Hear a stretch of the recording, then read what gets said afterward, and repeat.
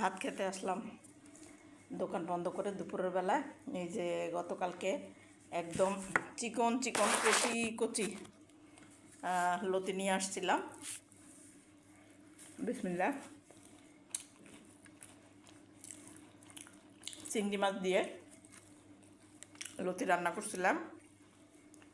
মাশাল্লাহ, লতিটা কাটার সময় বুঝতে পারছি যেটা চুলকাবে না। আমি এমনি কচুকে একটু ভয় পাই, তারপরেও এটা খুব ভালো। আর গাছ থেকে কাঁচা পেঁপে নিয়ে আসছিলাম, কিন্তু বাসায় এনে একদিন রাখার পরে দেখি পেঁপেটা একটু পেকে গেছে। যেই মিষ্টি, কাঁচা খেতেই অনেক মজা লেগেছে। আমি আবার আজকে সিদ্ধ করে বোম্বাই মরিচ দিয়ে ভর্তা করছি। বোম্বাই মরিচ দিয়ে ভর্তা করলে সেই যে কি স্বাদ! বোম্বাই মরিচ আসলে তোমরা যারা খাও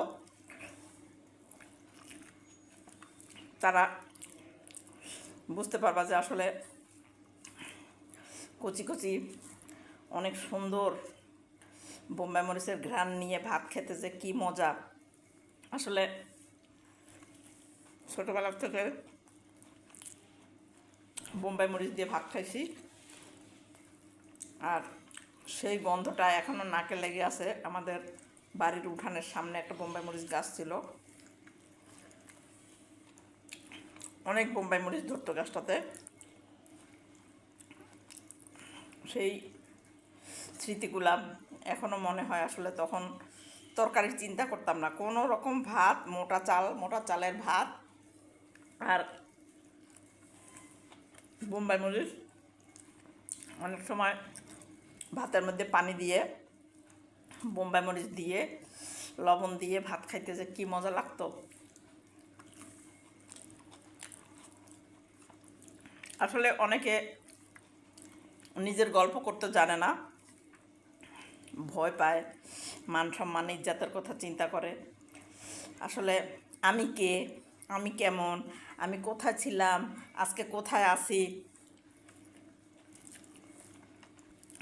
আমি পিছনে কেমন ছিলাম, এটা মানুষ জানলে মান সম্মান ইজ্জত নষ্ট হয়ে যাবে। এটা কিন্তু আসলে হওয়া উচিত না। কারণ আমার ছেলেমেয়েরা জানুক, ছেলেমেয়েরা মনে করে যে এইটাই সুখ, কিন্তু না। বাবা মায়ের কষ্টের কথাগুলো সন্তানদের জানা উচিত, তাহলে সন্তানরা উপলব্ধি করতে পারবে পয়সা ইনকাম করা এতটা সহজ না, বাড়িঘর করা এতটা সহজ না। আল্লাহ বাড়িঘর করার তৌফিক সবাইকে দেয় না, কারণ যে সংরক্ষণ করতে পারবে আল্লাহ তাকেই দেয়। তোমাদের সাথে গল্প করতে করতে দেখো খেয়ে ফেলছি, আলহামদুলিল্লাহ সেই মজা হয়েছে। টমেটো ভাজি করছিলাম, কাঁচা টমেটো, পেঁপের ভর্তা, আর খাইলাম হলো কি ভুলে যাই ইদানিং, মনে থাকে না, এটা হলো কচুরলতি। আলহামদুলিল্লাহ, সবাই ভালো থাকো। আল্লাহ যেন এই অতীতের কষ্টের জায়গাগুলোকে আল্লাহ যেন আগামী দিনগুলার মতো আর না করে। কারণ আসলে কষ্ট পাওয়া মানুষগুলাই কিন্তু জীবনে সাকসেস হয়, ভালো থাকে, এবং সন্তানদেরকে ভালো মানুষ ভালোবাসা দিয়ে ভালো রাখার চেষ্টা করে। কিন্তু একটা সময় কিন্তু আসলে সেই মানুষটাই ভালো থাকে না। তো যাই হোক, আমরা সবাই সবার পাশে থাকবো, সবাই সবাইকে ভালোবাসা দিয়ে আমরা ফেসবুকে কাজ করতে আসছি। এখানে আমরা আসলে ভালো কন্টেন্ট তৈরি করব, ভালো বন্ধু নির্বাচন করব। ভালো বন্ধু যদি আমরা আমাদের পাশে পাই, তাহলে ফেসবুকের আসলে ভালো কন্টেন্ট দিলেই কিন্তু ভালো কিছু করা যায়।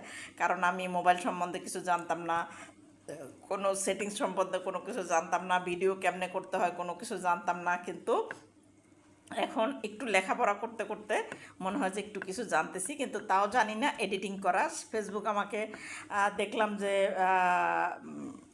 এডিটিং করার জন্য বলছে, এডিটিং শেখার জন্য করতে দিছে, কিন্তু আমি এডিটিংয়ে বসলেই আমার মানে এলোমেলো লাগে, আমি বুঝতে পারি না। তো যাই হোক, এটাও শিখে নিতে হবে। ফেসবুকে কাজ করতে হলে ফেসবুকের যেই নিয়ম কানুন, ফেসবুক আমাদেরকে যা করতে বলে তা কিন্তু আমাদের মেনে করতে হবে। তো যাই হোক, ভালো বন্ধুর পাশে থাকবা, ভালো বন্ধু নির্বাচন করবা, ভালো কন্টেন্ট দেখবা, সবাই আমার মতো ভালোবাসা দিয়ে সবার বাড়িতে চলে যাবা। আমি আগে চলে যাই সবার বাড়িতে, কে আসলো কে আসলো না এটা আমি চিন্তা করি না। টাটা, বাই বাই, আল্লাহ হাফেজ।